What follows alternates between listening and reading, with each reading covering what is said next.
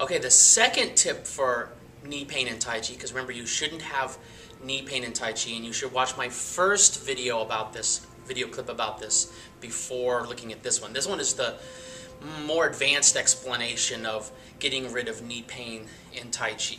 So the first, I'll briefly explain, was putting more weight to the heels. But it's not just that, so please watch that other clip first. Okay, so a more complete answer to removing the pain from the knees in Tai Chi is to pressure the balls of your feet. Okay? Some of you may know this as the bubbling well.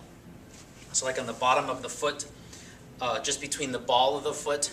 I'm going to leave my shoe on, okay? But if my shoes are off, right where you pull back the ball of the foot and press in is the bubbling well. It's just the idea of being on the balls of your feet a little bit.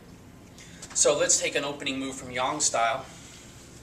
If I were to turn, on the last video I talked about the knee alignment, but this time I'm going to talk about the pressuring. I want to feel the pressure down to the balls of my feet while maintaining the heels on the floor. So the heels stay on the floor, and I put pressure into the balls of my feet. So if you kind of jumped in place and kind of felt a spring through the legs, this connects a root down to the bottom of your feet, okay, in the balls of the feet.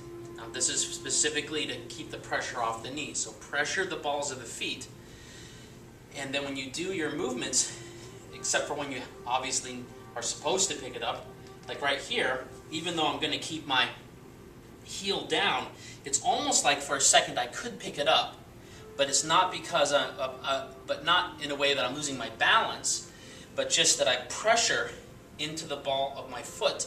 I keep my heel down. I haven't moved my weight yet, so when I move my weight, my heel will automatically have to be down. Okay, and then I take a step. Even here, I put the pressure in the ball of the foot, even though I step with my heel. Pressure in the ball of the foot, pressure in the ball of the foot, and then when I pivot, I still pivot as in Yang style pivoting. I still pivot on the heel, but I'm still feeling the pressure. This is the weight-bearing leg. So if I put pressure on the ball back here, I don't want it to pop out.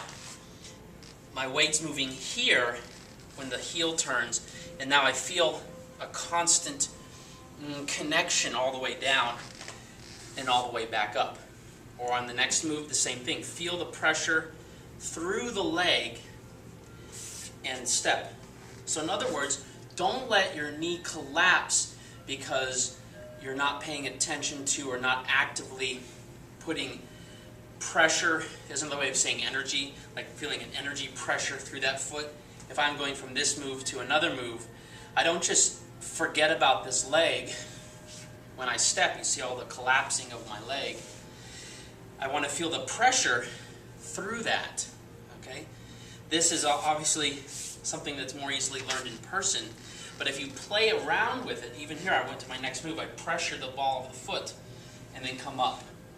Pressure the ball, pressure the ball, pressure the ball, pressure the ball, pressure the ball, pressure the ball of the foot, pressure the ball, pressure the ball of the foot. It's almost like my feet are like hands. Even though I'm not grabbing the floor with my feet, I am constantly feeling my root in a practical way, not in just using my imagination, but actually feeling the floor through the balls of the feet and the toes a little bit. Okay, so give those a try.